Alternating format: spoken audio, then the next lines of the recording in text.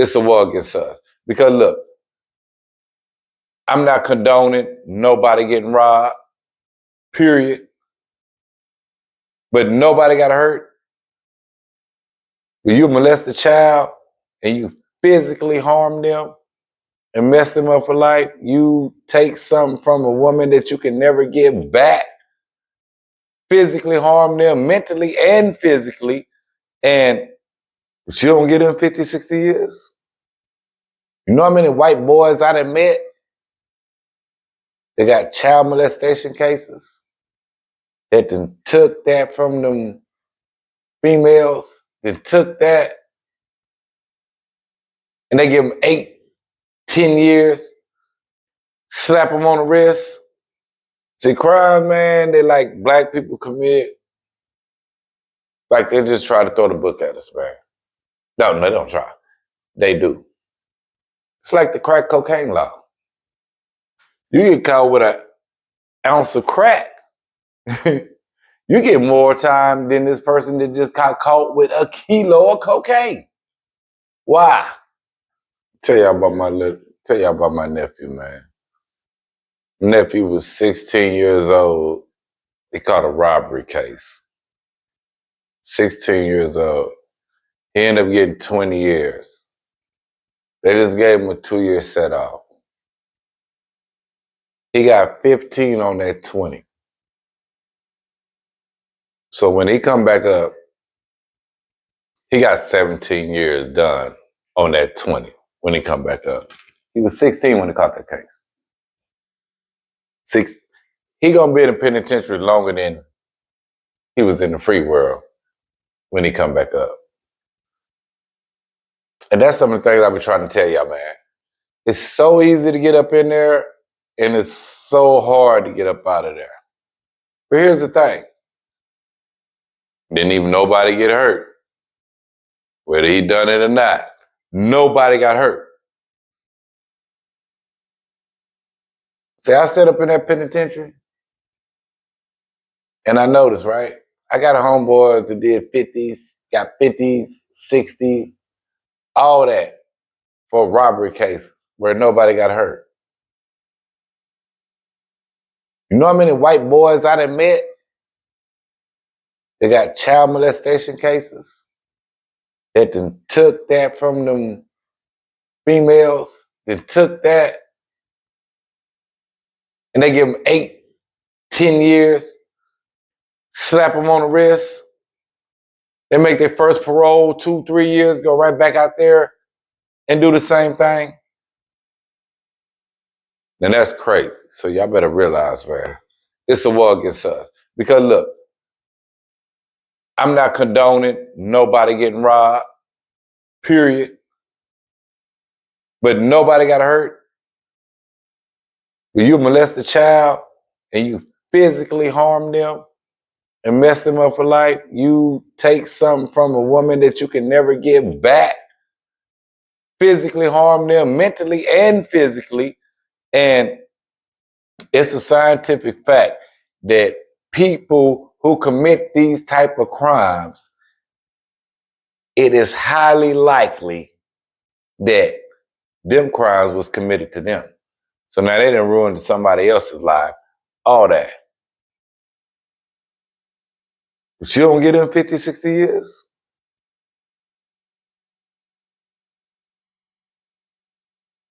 See, crime, man, they like black people commit, like they just try to throw the book at us, man. No, they don't try. They do. It's like the crack cocaine law. You get caught with an ounce of crack, you get more time than this person that just got caught with a kilo of cocaine. Why? Y'all jump in the comments. Y'all tell me why about that. But I'm going to tell you why. Because cocaine was always considered a more high-class drug. You had to have money to get it. This is what the Hollywood people did. This is how they party. You had to have money. And then when black folks got it, they took it, they chopped it with the baking soda, whatever. They made it cheap. and turned it into crack. And it was all good when it was devastating our neighborhoods. And then the white people start smoking. War on drugs. But it come from cocaine. So why you don't get the same thing? Why? Why? It no matter what, they all drugs, right? See, when I was growing up, you know, we had NWA, MCA, all them, Spice One. They talk about drinking, you know, it's all about drinking and smoking chronic. And that's what we did. Wearing black. Yeah, that's what it's all about. That's what it was all about. That's what we did. So don't think music don't influence you. Music nowadays is all about popping pills. All the music. But the white kids love our music. So guess what they do? Now they popping pills. But it was all good when our kids was overdosing in our community. It was all gravy. Now all them little white kids overdosing. Let's not forget that the white boys who brought us them pills to our community. Eminem. Red, blue, purple, yellow pills. And now he don't even do it no more. You talking about he didn't rehab. He don't even do it no more. And it's just crazy, man, to me that, man, like I said, it's so easy to get in there and it's so hard to get out of there, man. We are prey to them people, man. They're gonna get you, lock it up. They're gonna throw away that key on you, man. The crimes that we commit, like I said, nobody even get, man, and it's ridiculous, man. And then them drugs, bro. Cause I done heard some hard, man, you know what? Muhammad speaks. Tell y'all some of them horror stories about them drugs, man. Tell y'all some horror story about them drugs. When I was on Beto, man, I ran into a dude, I ain't gonna say his name, he out of West Dallas, man. Real cool, quiet. He was cool. So he telling me, you know, he talking, he gonna tell me about his case. So they watching Scarface, him and two of his partners. They lit, they on that wet. And they fall asleep. He say he get up, go in the room and go to sleep. So he hears something, he go up in there, he thinking that somebody trying to rob them, but he see his two partners on the couch sleep, murk his two partners. Guess how he found out he murked his two partners? The police had to tell him. I don't know if he fell back to sleep or what he did. Another dude, man, I probably was on I block or was on H block. I ain't gonna even talk about names. I hear little S.A. Toker for San Antonio, he come running up there telling them they need to pop the door, pop the door. They bring dude out, he all bloody and stuff. And they take him out. He tried to hang himself. So the dude that's working on the block, he cut him down, right? You know why he tried to hang himself? He on that wet. Killed his mama and beat his sister with a hammer to death. Said that God told him to murk them because they the devil. And you got them demons in your head. I got a little partner named Chris. We ended up putting him on the set up in there. 16 years old. He was 16 years old. He popped two of his partners. So we chopping it up one day, we talking. And I'm like, well, why you? He was like, man, I got lit, man. I was high as hell, man. and I thought they was gonna rob me. So I murked them and set the house on fire. You know how much time they gave that boy? They gave that boy 2 capital life sentences, and they stacked that. So guess what? When you die, you still owe them another life.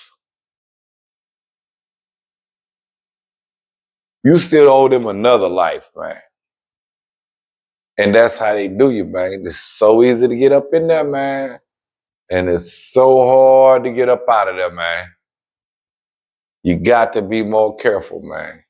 Them drugs, well, you know, y'all gonna do it anyway. Because, yeah, y'all gonna do it anyway. Just like in the Young Thug case. On them drugs. And now when you off them drugs, you crying and want out. You want out. You trying to tell on everybody and their mama. You making up stuff. You're making up stuff, man. I'm just saying, man. Man, look. When you go up in there, they got them drugs too, though. You gonna need them. Because you got them demons. So let me tell you something. I see dead people. Right here? I see dead people. I know why they take them drugs. But they not like mentally strong. I know why they take them drugs. You ain't gonna catch me popping no drugs, though. Things that you do, and then you end up regretting them. I got a bunch of things I've done in life that I regret that I can't take back. I can't take them things back. Them things been done. I can't take them back, but I gotta live with them here. You know what mama used to tell me? When she come see me, I'd be so damn mad. Like, mama, they cheated, mama. They got me for something I didn't do. I did not get that boy. That was not my work, mama. And she tell me, baby, what you put in this world is what you get back out this world. This is just your karma coming to you. And mama confided, and I told mama everything. Mama went to the grave with all of that. I'm the last one. Well, I got a couple of yeah, I'm the last one. Yeah, that part.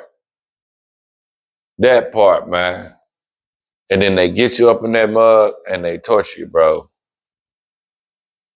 I just want everybody to stay up out of there, man. I ain't gonna even hold y'all long, man. I just want to get that little bit up off my chest, man. Y'all stay up out there belly of the beast, man, because y'all don't even know, man. Oh, man. I'm gonna tell you, y'all don't even know. Look. Did I ever tell you about Mr. Brown? You don't remember? Let me tell you about Mr. Brown. I think I might have been on a live talking about Mr. Brown. I might have been on a live. So, the shoestring bandit.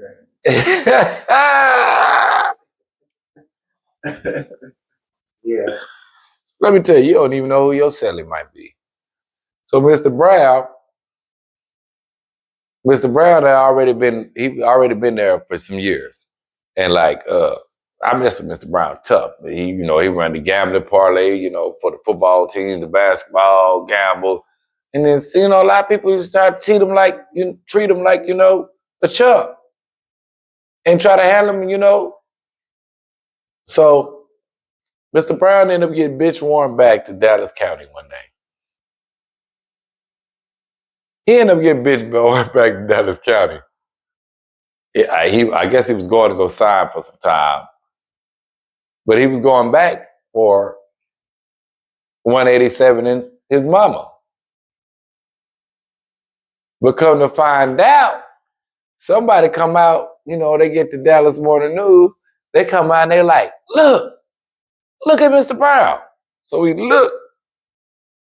Mr. Brown got like 6, 8 bodies. Mr. Brown is a serial killer. They call him the shoestring killer. Oh. You up in here in a cell with somebody, you don't even know who this is. He can get mad. And then when you got that much time and this is what they do, and you know, you got that just like I met people who like to rob, they say it's just a thrill. Yeah. So you up in the cell with somebody like this, and he just might feel like, you know what, you just rubbed them wrong. And you on the bottom bunk, you just sleeping peacefully. And you wake up, and you can't get out, because guess what? They're just only the bodies they know. Yep. He drove trucks, picked people up, innocent people. He don't give a damn about you. These people ain't did nothing to him. Think he give a damn about you? And you might rub him wrong. You might tell him why you pissed and didn't wipe the toilet. He might look at you and be like, you don't even know. Put this shoestring on his ass. You walk up in there, ain't no shoestrings in his tennis shoes. You don't even know. What y'all gonna do? Y'all woke up in that cell. He ain't got no shoestrings in them tennis shoes. The bad thing about that is you don't even know how to react because you don't even know he was shooting things bad. You don't even know. You don't even know. The people don't tell you. Nobody tell you. They just put you up in there with a serial killer. Now you just up in the cell with a serial killer, and you don't have a clue. And he just murks people who didn't do nothing to him. He don't care. You just in the cell. A person, for no reason whatsoever, just murks you. He has. And you do something wrong in that setup. Got to be more careful, man. Y'all make sure y'all like, subscribe, comment, man. They say what you want to say podcast, man. We out.